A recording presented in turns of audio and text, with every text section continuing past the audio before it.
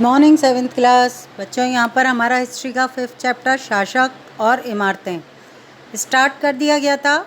Page number आपके 60 पर ये चैप्टर हमने स्टार्ट किया था। आप सभी अपनी अपनी किताब और पेंसिल साथ में रखें, जिससे कोई भी लाइन हमें अंडरलाइन करनी हो तो बुक में हम आसानी से कर सकेंगे। सभी बच्चे अपनी किताब में पेज नंबर 61 पर आ जाएं। यहाँ पर हमारे टॉपिक दे रखा है अभियांत्रिकी। अभियांत्रिकी कहते हैं इंजीनियरिंग को बेटा। कौशल, अभियांत्रिकी कौशल और निर्माण कार्य, मतलब हम यहाँ पर आज से हजारों वर्ष पूर्व किस तरह की इंजीनियरिंग थी, जिसके कारण हमें इतने सुंदर आज भी देखने को इमारतें, किले, मंदिर मिलते हैं। ये सब चीज़ें हमें यहाँ पर कुछ विशेष इमारतों की जानकारी यहाँ पर हमें पढ़ने को मिलेगी बेटा। उनकी क्या कला थी, क्या इंजीनियरिंग की पढ़ाई जिसे हम कहते हैं, जिसके अंतर्गत इंजीनियर बड़ी बड़ी इमारतों का, बड़े बड़े पुलों का, बांधों का वर्तमान में निर्माण करते हैं। आज से हजारों वर्ष पूर्व भी क्या इस तरह की पढ़ाई थी, या ऐसे व्यक्ति थे, इतनी नॉलेजेबल पर्सन थे जिन्होंने इतनी बड़ी बड़ी इमारतों का निर्माण किया, जिन्हें हम आज इतने वर्षों के बाद भी हम देख पा रहे हैं। पढ़ते हैं यहाँ पर हम पेज नंबर 61 से अभियांत्रिकी कौशल और निर्माण कार्य। स्मारकों से हमें उनके निर्माण में प्रयुक्त शिल्प विज्ञान का भी पता चलता है। शिल्प विज्ञान से मतलब है भवन निर्माण की कला। छत का ही उदाहरण ले लीजिए। देखो, आज वर्तमान में आपके घर में यदि छत डलती है तो लोहे से आरसीसी वगैरह की डलती है। कुछ समय पूर्व, करीब 20, 25, 30 वर्ष पूर्व जो मकान बनते थे, पट्टियों की छत डलती थी। पट्टियों से मतलब पत्थरों की जो होती थी पट्टियाँ, उनको बिछाया जाता था और मसाले के माध्यम से, सीमेंट का और चूने, पत्थर, बजरी, इन सब का ही मसाला होता था, उससे उन पट्टियों को आपस में जोड़ दिया जाता था।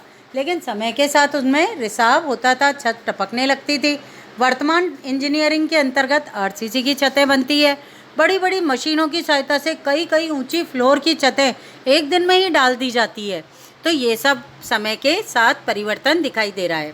आगे बढ़ते हैं हम 4 दीवारों के आर पार लकड़ी की शातिरों अथवा एक पत्थर की पटिया रखकर छत बना सकते हैं।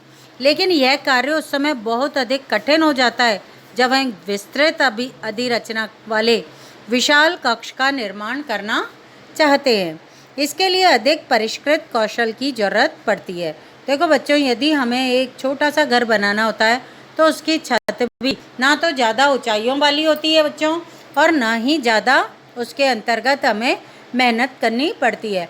जब हम एक बहुत बड़ी बिल्डिंग का निर्माण कर रहे होते हैं और उसकी छत बनानी होती है तो वो कार्य थोड़ा सा टिपिकल हो जाता है, कठिन हो जाता है। 7वीं और 10वीं शताब्दी के अंतर्गत 7वीं और 10वीं शताब्दी के मध्य जो वास्तुकार थे, इमारतों का निर्माण करने वाले और मैप बनाने वाले, भवनों में और अधिक कमरे, दरवाजे और खिड़कियां बनाने लगे थे। छत, दरवाजे, खिड़कियां अभी भी 2 ऊर्ध्वाधर खंभों के आर पार एक अनुप्रस्थ क्षैतिज रख कर बनाए जाते थे। क्षैतिज से मतलब एक पत्थर को रख कर बनाए जाते थे। वास्तुकला की यह शैली अनुप्रस्थ टोडा निर्माण कहलाई थी। नाम नोट कर लो बेटा। अनुप्रस्थ टोडा प्रणाली किससे रिलेटिव है? वास्तुकला से रिलेटिव होती है। 8वीं से 13वीं शताब्दी के बीच में मंदिरों, मस्जिदों, मकबरों और सिड्डीदार कुओं, जिसे हम बावड़ी भी कहते हैं, से जुड़े भवनों के निर्माण में इस शैली का अधिकतर प्रयोग किया गया था। यहाँ साइड में बेटा आपके कुछ जानकारियाँ दे रखी है बॉक्सों के माध्यम से, उसको भी पढ़ लेते हैं। अधिरचना किसे कहा जाता है? अधिरचना भूतल के ऊपर किसी भी भवन का भाग जो होता है वो अधिरचना कहलाता है। फिर उसके बाद इसके नीचे जो बॉक्स बना हुआ है उसमें लिखा हुआ है आपके, राजस्थान के बूंदी में स्थित रानी जी की बावड़ी उन 50 बावड़ियों में सबसे बड़ी थी, जिसका निर्माण पानी की आवश्यकता की पूर्ति के लिए किया गया था। अपनी स्थापत्य सुंदरता के लिए विख्यात इस बावड़ी का निर्माण 1699 ईस्वी में, मतलब 1700 से 1 वर्ष पूर्व, रानी नाथावत जी ने, जो बूंदी के राजा अनिरुद्ध सिंह की रानी थी, उसके द्वारा किया गया था। इस बावड़ी का निर्माण 50 बावड़ियों से ज़्यादा बड़ी ये बावड़ी थी और इसके अंतर्गत बूंदी शहर के पानी की पूर्ति की जाती थी। फिर इसके बाद यहाँ पर एक चित्र भी बना हुआ है बेटा। इस चित्र से संबंधित कुछ जानकारी दे रखी है। चित्र का जो दरवाज़ा है उससे रिलेटिव कुछ जानकारी है। चित्र 2 कै और खै, 2 चित्र हैं, एक कलर्ड चित्र है और दूसरा उसके अंतर्गत उसको किस तरह से बनाया गया है, ईंटों के द्वारा उसको ब्लैक एंड वाइट चित्र में बताया गया है। इसको कै और खै 2 चित्र की संज्ञा दी गई है। चित्र जो कै है दिल्ली के कुब्बत अल इस्लाम मस्जिद का एक हिस्सा या 12वीं शताब्दी का उत्तरार्ध है। और चित्र 2 जो है खै, वो मेहराब के निर्माण में अनुप्रस्थ टोड़ा तकनीक का इस्तेमाल जो किया गया था उसके बारे में जानकारी देता हुआ चित्र है। यहाँ पर बेटा अपना पेज चेंज होता है। पेज नंबर 62 निकाल लीजिए अपना। यहाँ पर भी आपको बहुत सारी इमारतों के निर्माण कार्य दिखाई दे रहे हैं। इन मंदिरों के निर्माण के बारे में हम जानकारी लेंगे।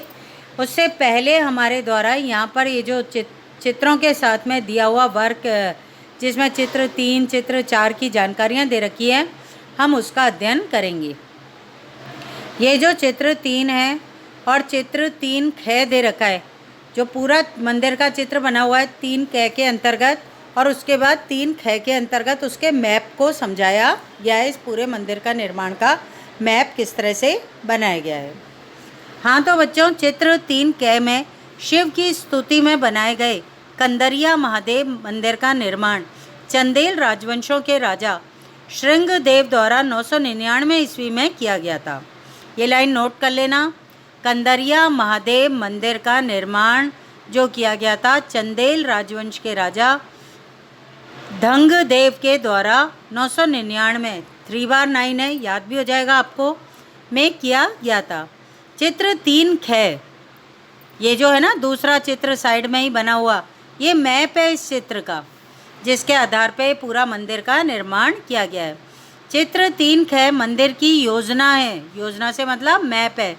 एक अलंकृत द्वार से इसके प्रवेश भाग और मुख्य भाग भवन महामंडप जहाँ नृत्य का आयोजन होता था तक पहुँचा जाता है। प्रमुख देवता की मूर्ति मुख्य मंदिर गर्भगृह में रखी गई थी। धार्मिक अनुष्ठान इसी जगह संपन्न किए जाते थे और इसमें केवल राजा और उसका निकटतम परिवार तथा पुरोहित ही एकत्रित होते थे। खजुराहो समूह में राजकीय मंदिर सम्मिलित थे जहां सामान्य जनमानस को जाने की अनुमति नहीं थी। ये मंदिर सुपरिष्कृत उत्कीर्णित मूर्तियों से अलंकृत होते थे। बेटा चित्र 4 की भी जानकारी आज ही हम पढ़ लेते हैं। यहाँ पर चित्र 4 जो है बनाया गया है, ये तंजावुर के राजराजेश्वर मंदिर का शिखर है। उस समय के मंदिरों में सबसे ऊंचा ये शिखर था। इसका निर्माण कार्य आसान नहीं था।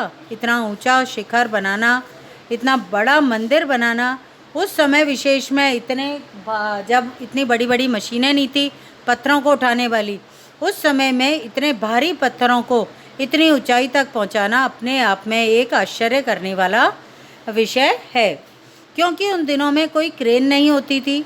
शिखर के शीर्ष पर 90 टन का पत्थर ले जाना, 1 टन 40 किलो का होता है बच्चों, तो 90 टन 40 × 90 करोगे तो कितने किलो का हो गया वो पत्थर, ये आप लगा सकते हैं।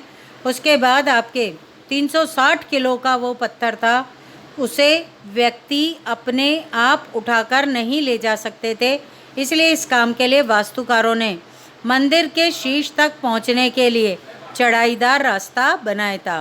रोलरों के द्वारा भारी पत्थरों को इस रास्ते से ऊपर ले जाया जाता था। इस काम के लिए 4 किलोमीटर से लंबा पथ तैयार किया गया था।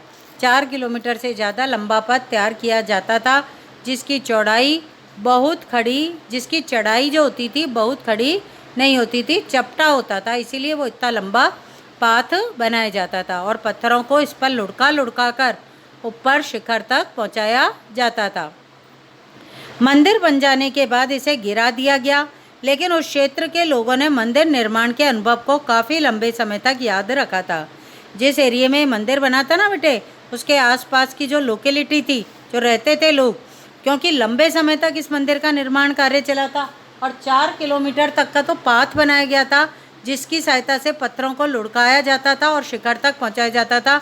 तो ऐसी स्थिति में पूरा का पूरा जो बस्ती का इलाका था वो सारा का सारा उजड़ गया था।